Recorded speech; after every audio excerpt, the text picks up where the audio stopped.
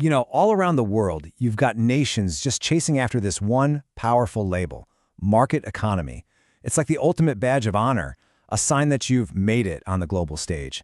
But before we pop the champagne, I think we really need to pause and ask ourselves a much bigger, much more important question. And that question is this: a market for whom? Who is all of this really for? That's the question at the very heart of this explainer. And to get some answers, let's dive in and look at a couple of the most critical parts of any society. All right, first up, education. Now, we've always been told that education is supposed to be the great equalizer, right? It's the ladder anyone can climb, no matter where you start. But is it really working that way anymore? Or has it turned into something else, more like a filter that just sorts people by the advantages they were born with? And this really breaks it down. First, you've got tuition costs just skyrocketing, growing way faster than what most families earn. So right there, access is a huge problem. Then you layer on this whole other issue where who you know suddenly matters more than what you know. School admissions start depending on connections, and Nepo babies, the kids of the rich and powerful, get a fast pass while others are left behind. The whole idea of a meritocracy just starts to fall apart. So it really puts us at a crossroads, doesn't it? What is the purpose of education today?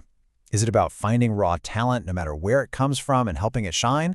Or has it become a machine for preserving the status quo, just making sure privilege gets passed down from one generation to the next?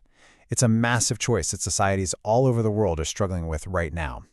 Okay, now let's take these exact same questions and apply them to something that's maybe even more personal for all of us: healthcare.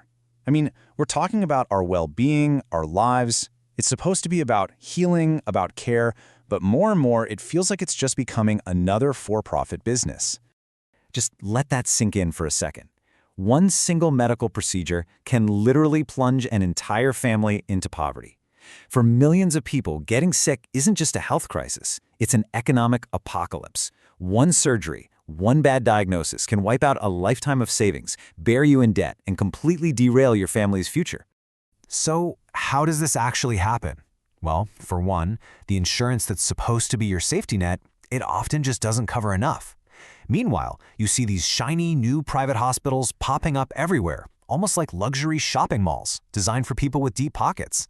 Healthcare gets turned into a product you buy, and the poor, they're basically turned into unwilling customers in a market they can't afford to be in. And that forces us to ask a pretty blunt question, right? Are we building a system of healthcare, or have we accidentally created a system of profit care? A system where the bottom line isn't about public health, but about, the bottom line. What we're seeing in education and healthcare, they aren't isolated problems. They're actually symptoms of a much bigger pattern. So let's zoom out for a minute and look at the entire economy. Because when market forces are just let loose without any real rules or guardrails, a very predictable kind of economy starts to take shape. Yeah, you've probably heard the saying, big fish eats small fish. It's a simple way to describe a pretty brutal reality. In this kind of super competitive environment, the game is basically rigged to favor the biggest players. The giant corporations with all the money and resources, they can just use their sheer size to outcompete, buy out, or, just crush the little guys. And look, this isn't just some abstract economic theory. This has real, tangible consequences for everyday people. Those small businesses, the mom and pop shops that are the backbone of our communities, they get squeezed out. They're forced to shut their doors. And as they disappear, the middle class gets hollowed out, and that gap between the super rich and everyone else just gets wider and wider.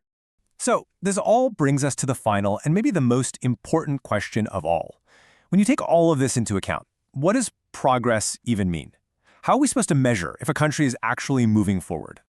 Well, if you just look at the surface, the official symbols of success are pretty clear.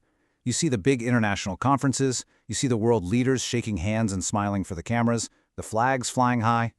Getting that official stamp of approval, being called a market economy, that's seen as the ultimate prize. But let's bring it back to reality. What if behind all those photo ops and fancy titles, education has become a wall instead of a ladder? What if getting good healthcare is a luxury you have to buy? And what if the best opportunities are basically reserved for the children of the powerful? If all of that is happening, then you just have to ask, who is that official recognition really for? Who does it truly serve? Is it helping the vast majority of people? Or is it just helping the people at the very top lock in their power and wealth? And this really gets to the core tension, doesn't it? Look, Nobody's saying markets don't need freedom. Of course they do. Freedom is what drives innovation and creates wealth. But a society needs more than just freedom. It needs justice. It needs fairness to make sure that the wealth being created doesn't just flow to the top. So at the end of the day, what's the real outcome? Maybe the label market economy isn't what matters. Maybe the reality on the ground is what we should be looking at. Because the real goal shouldn't just be to build a market economy. The real challenge, the one that truly matters, is making sure we don't end up with a system of market inequality. And that's the question I want to leave you with.